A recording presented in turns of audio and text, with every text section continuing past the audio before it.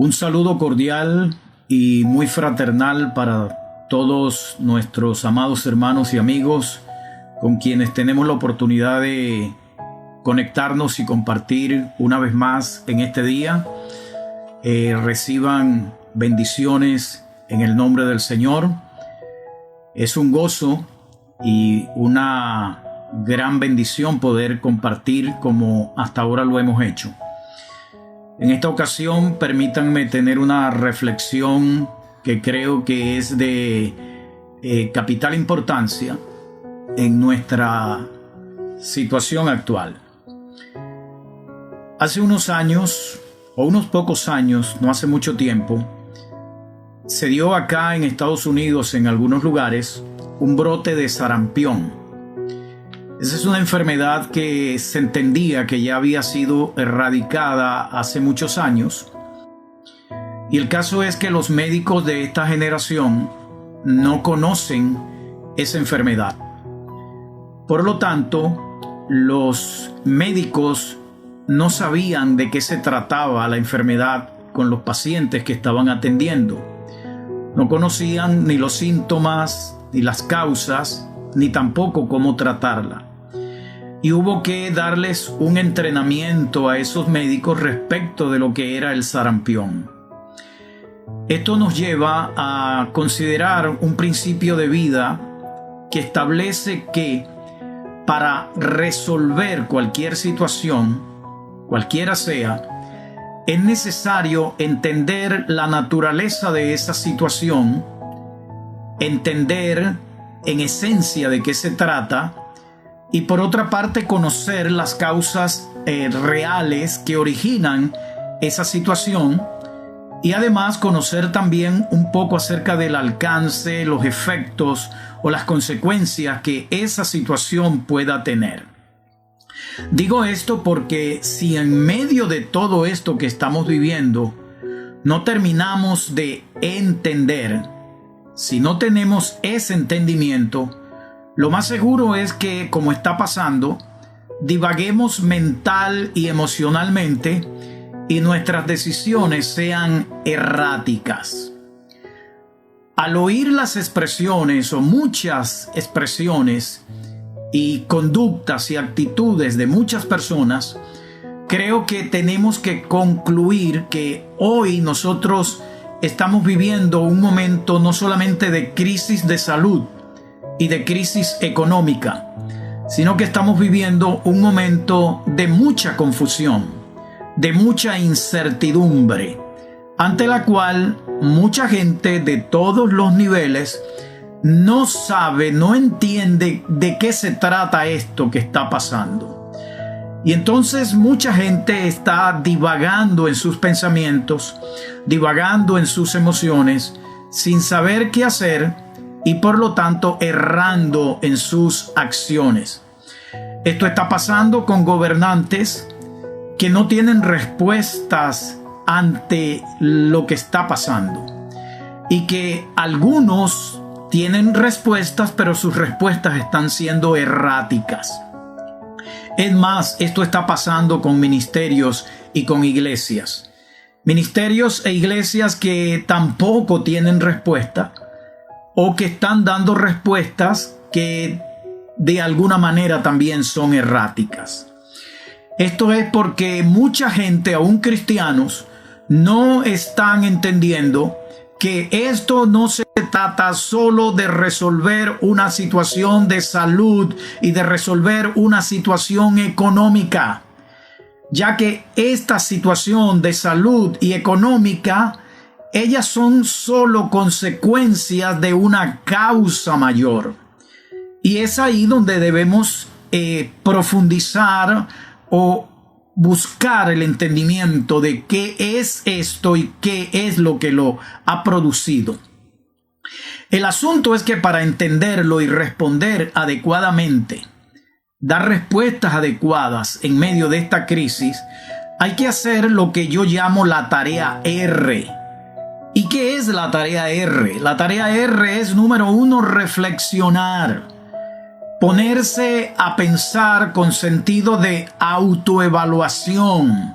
autocrítica, evaluándome a mí mismo sobre lo que está pasando y mi relación directa con eso que está pasando.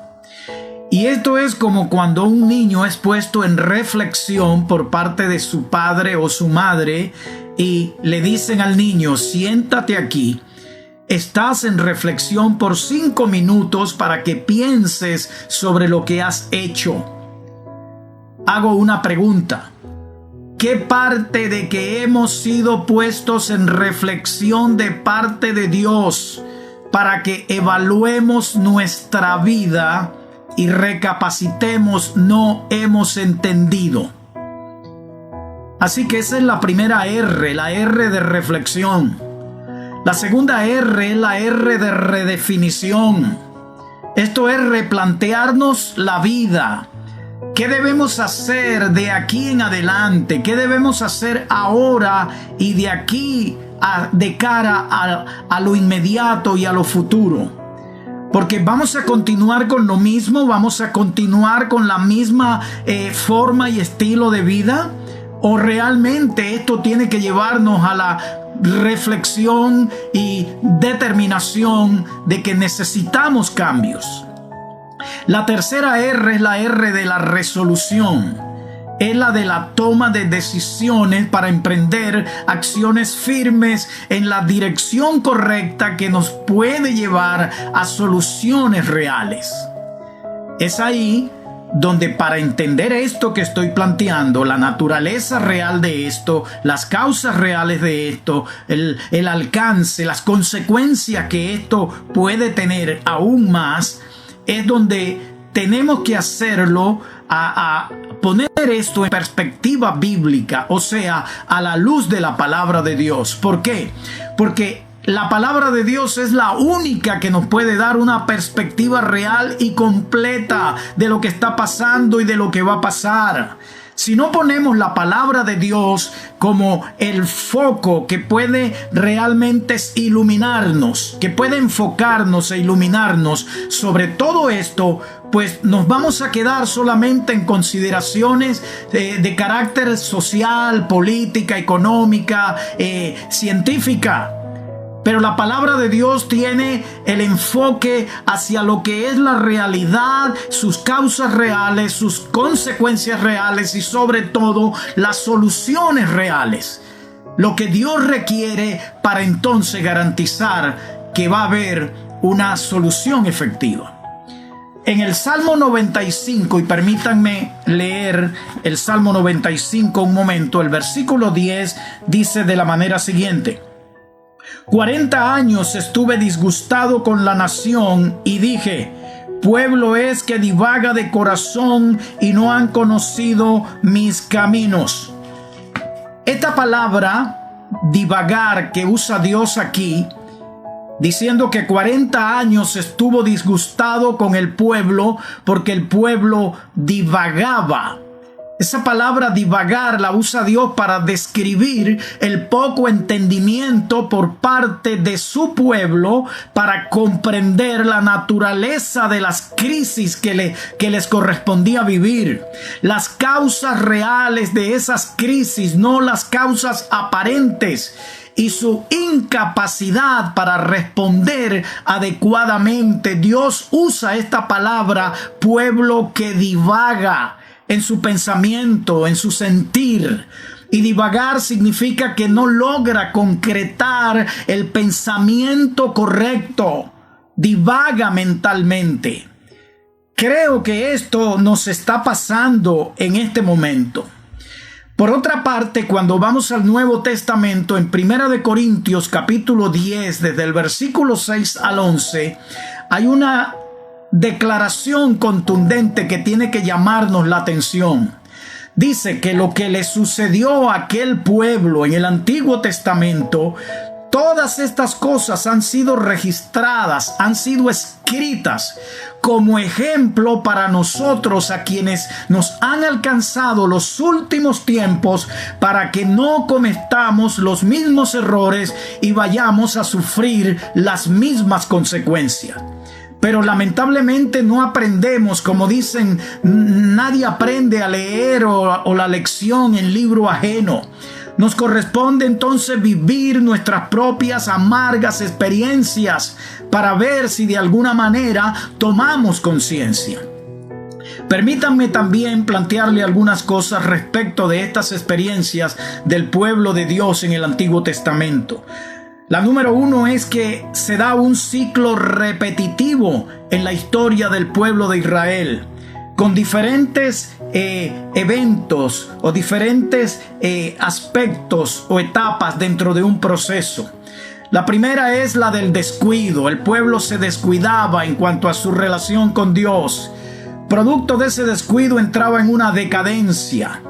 Producto de esa decadencia caía entonces en un deterioro espiritual, moral, ético total. Producto de ese deterioro entonces venía un juicio como consecuencia. Cuando se veían entonces en medio del juicio, regularmente entonces había un arrepentimiento.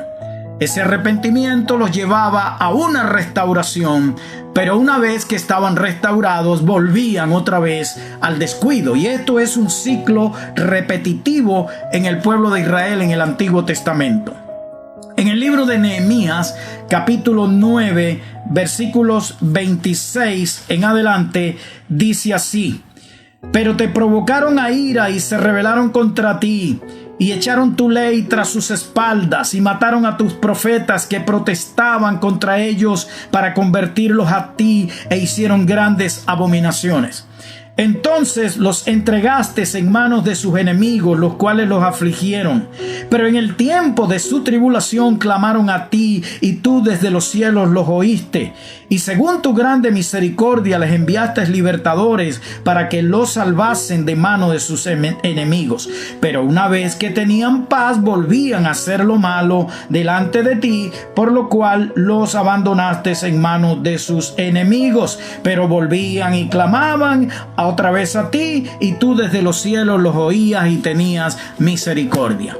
Ese es el ciclo repetitivo donde continuamente estaban en alguna de esas etapas y regularmente sufriendo las consecuencias de sus actos.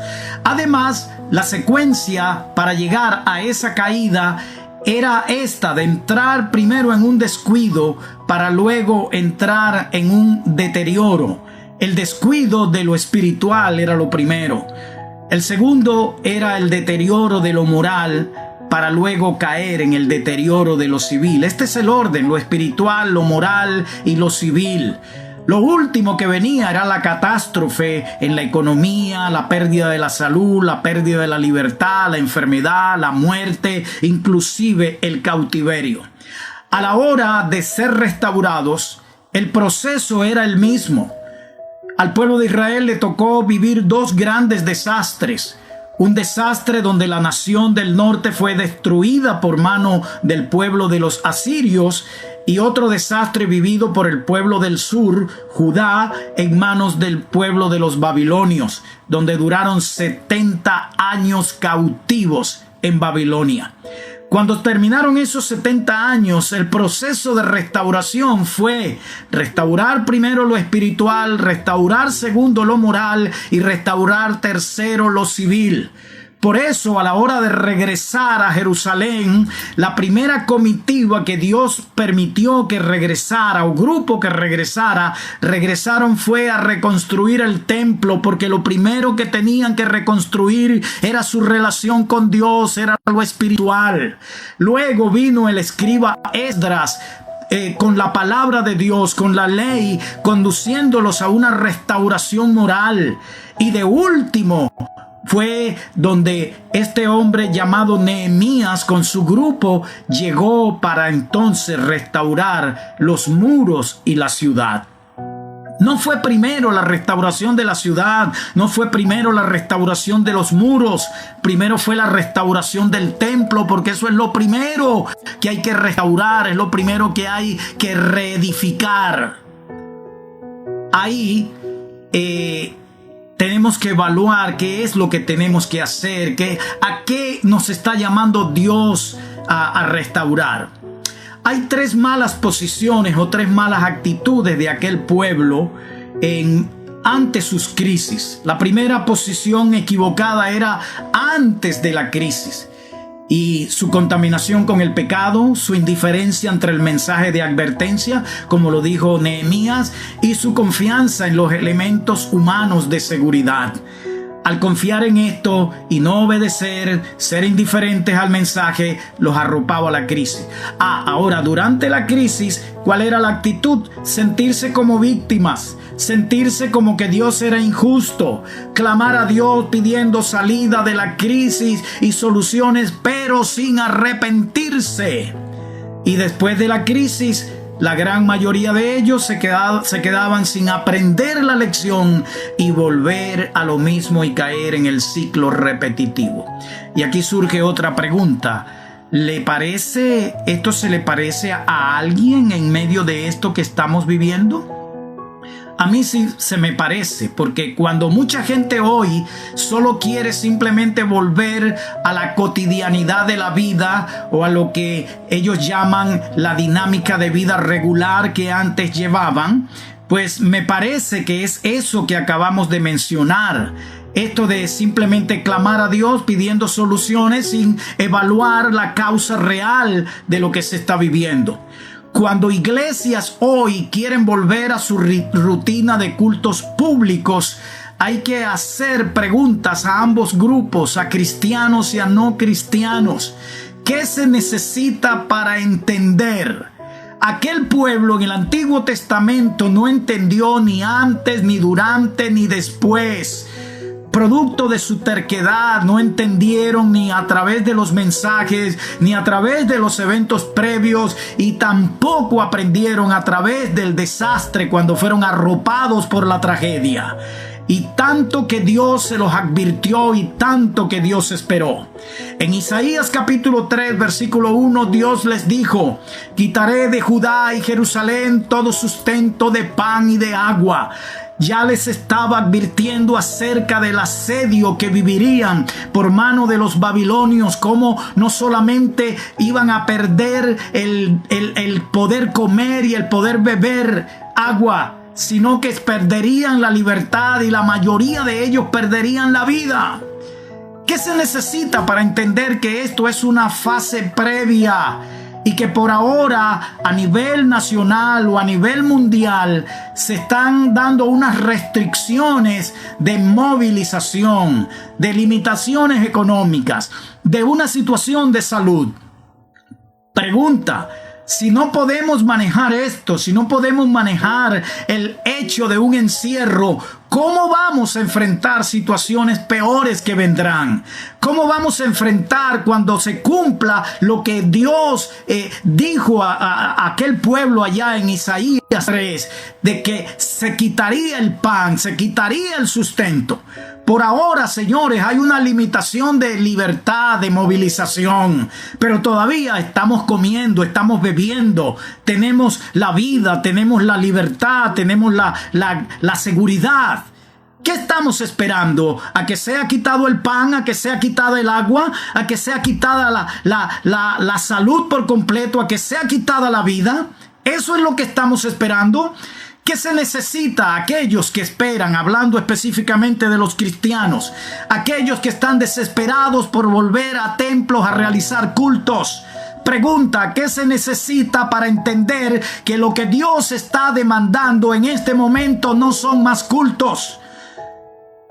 Que no es que Dios está demandando que volvamos a nuestros locales. Dios ha demandado y sigue demandando que nos volvamos a Él.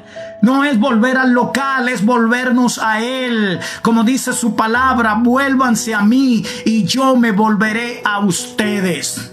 Otra pregunta: ¿para qué quieren muchos volver a sus templos?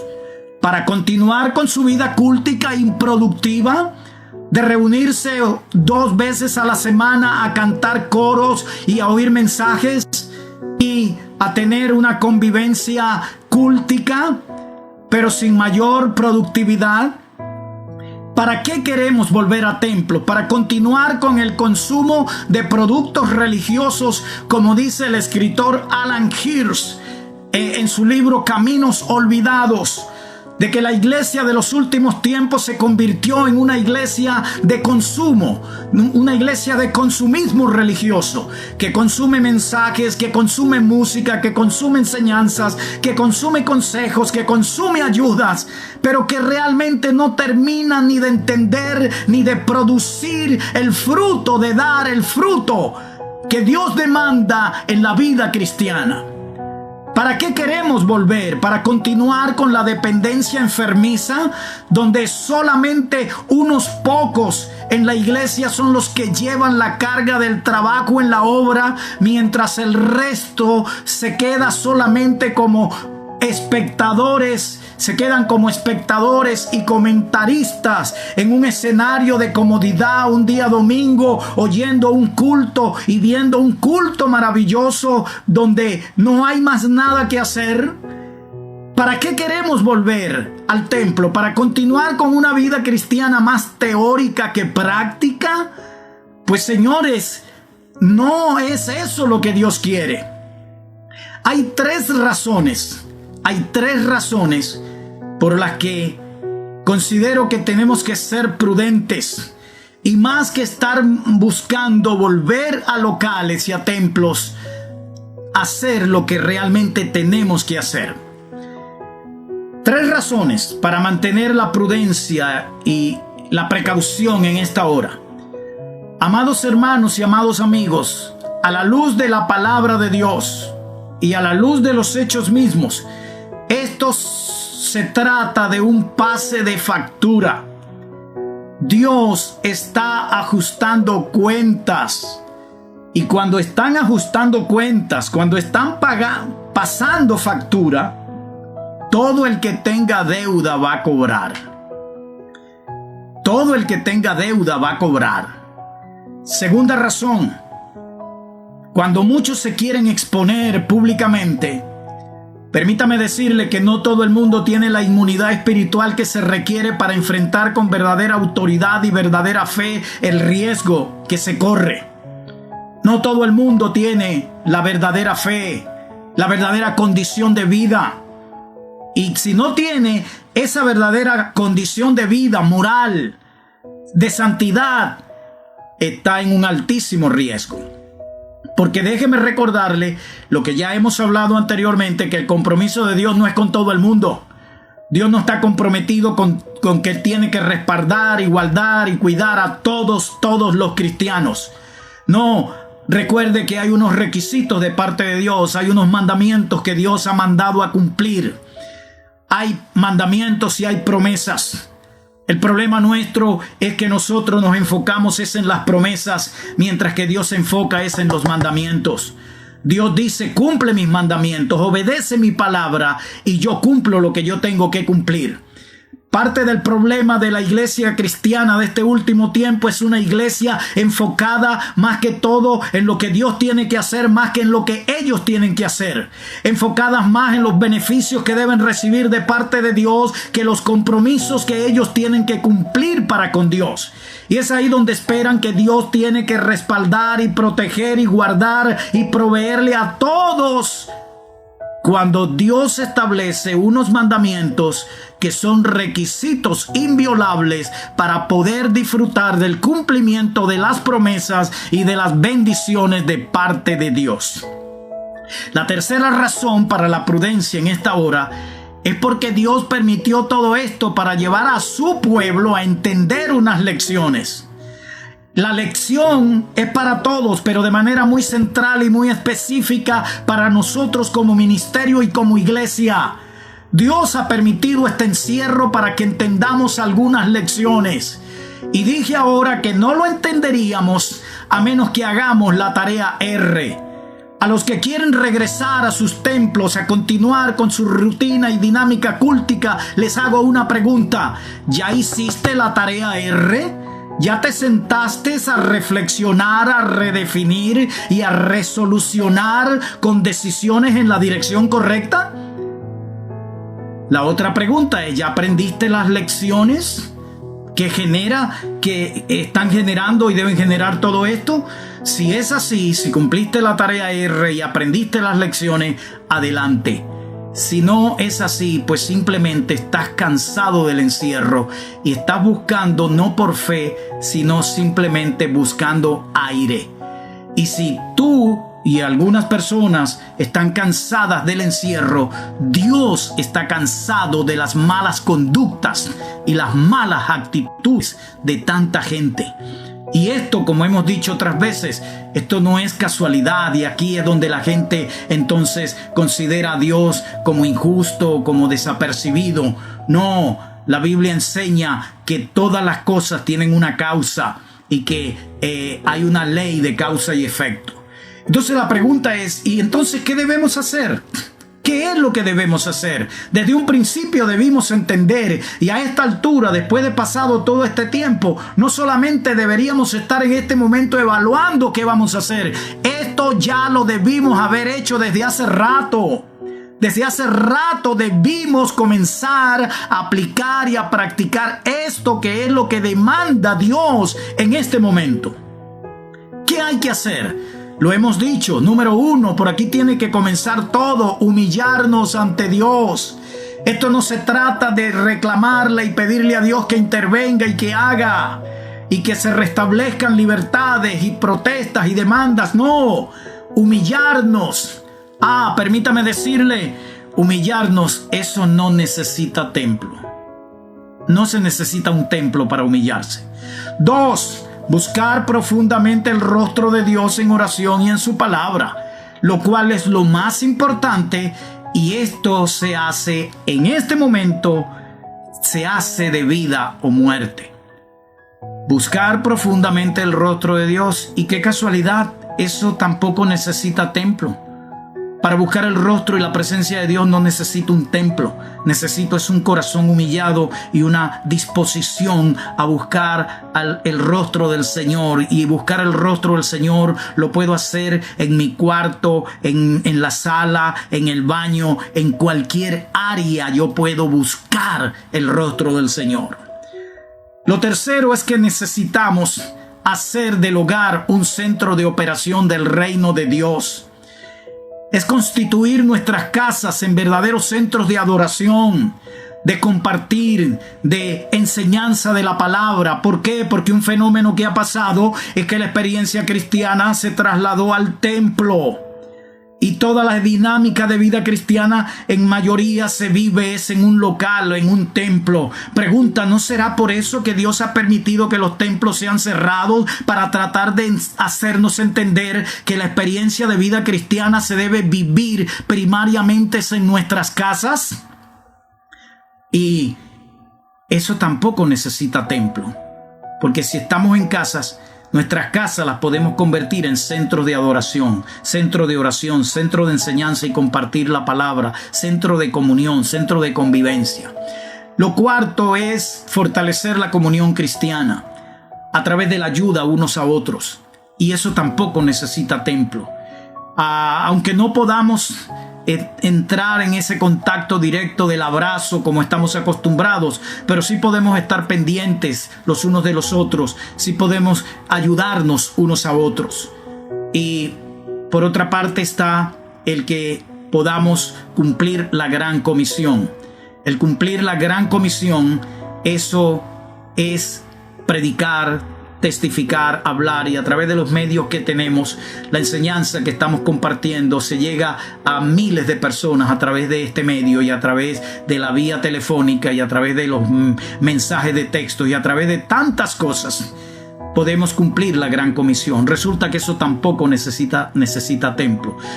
Hermanos y hermanas y amigos, de todas las cosas que he mencionado, humillarse, buscar el rostro de Dios, hacer del hogar un centro de operación del reino de Dios, fortalecer la comunión cristiana a través de la ayuda unos a otros, cumplir la gran comisión, ninguna de estas cosas necesita esencialmente un templo. Permítame, para finalizar, establecer mi posición personal. En cuanto a mí, yo voy a quedar, como dijo el profeta Habacuc, ante la declaración que Dios le dio respecto de lo terrible que venía sobre su pueblo. venía la invasión babilónica. Y esa invasión babilónica no se iba a detener ni con declaraciones apostólicas, proféticas, ministeriales. No, era inevitable esa invasión babilónica. Y Habacuc se quedó perplejo ante la declaración del desastre que venía.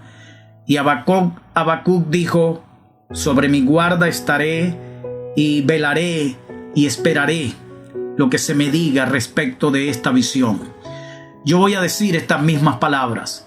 En cuanto a mí, yo me voy a quedar en mi posición de guardia. Yo me voy a quedar en mi posición de velar, velando y esperando instrucciones acerca de lo que Dios va a decir específicamente, de lo que haya que hacer de aquí en lo sucesivo, de manera específica, de manera particular, más allá de estas instrucciones que hemos dado, de humillarnos, de buscar el rostro de Dios, de apartarnos de los malos caminos y todo lo que hemos mencionado. De hacer del hogar un centro de operación del reino, fortalecer la comunión cristiana y cumplir la gran comisión. Dios puede tener, y hay dos preguntas que yo he tenido para Dios. ¿Cuál es tu instrucción específica para nosotros en cuanto a la situación de la enfermedad? ¿Qué vamos a hacer? Vamos a ir, tú nos vas a respaldar, vamos a ir a los hospitales, vamos a orar por los enfermos, tu poder va a estar con nosotros. Ok. Esa es mi primera pregunta con Dios. Mi segunda pregunta es: ¿cuál instrucción específica tú tienes para nosotros con relación a la situación socioeconómica? Dios nos puede dar respuestas y Dios nos puede ayudar y nos puede dirigir. Y si hacemos esto que hemos mencionado, de seguro Dios va a bendecir nuestras vidas y sí, Dios nos va a respaldar. ¿Qué debemos hacer? Humillarnos, buscar profundamente su rostro, trabajar en hacer del hogar un centro de operación del reino de Dios, un centro verdadero de adoración, fortalecer la comunión cristiana y comprometernos a cumplir la gran comisión. Si hacemos esto, entonces Dios va a estar 100% en respaldo a nuestras vidas y a nuestros ministerios. Dios les bendiga. Permítanme hacer una oración. Señor, gracias por tu ayuda. Bendecimos tu nombre. Te damos a ti el honor, la gloria y la honra. Mira los puntos que hemos compartido, la necesidad que tenemos de reflexionar, la necesidad que tenemos de redefinir, de replantear nuestras vidas, la necesidad que tenemos de resoluciones, tomar decisiones firmes y de emprender acciones firmes sin volvernos atrás, para que se puedan producir verdaderos cambios en nuestras vidas, y al producirse cambios en nuestras vidas se puedan producir cambios en nuestras realidades, en nuestras situaciones. Y si no se producen los cambios de esas situaciones, nosotros podemos tener la paz, la tranquilidad y la estabilidad que tú garantizas en tu palabra como fiel compromiso para con aquellos que cumplen tu voluntad, que cumplen tu palabra y se esfuerzan por vivir conforme a tus mandamientos. Yo bendigo a tu pueblo, bendigo a los amigos que puedan estar al alcance de este mensaje, de esta palabra.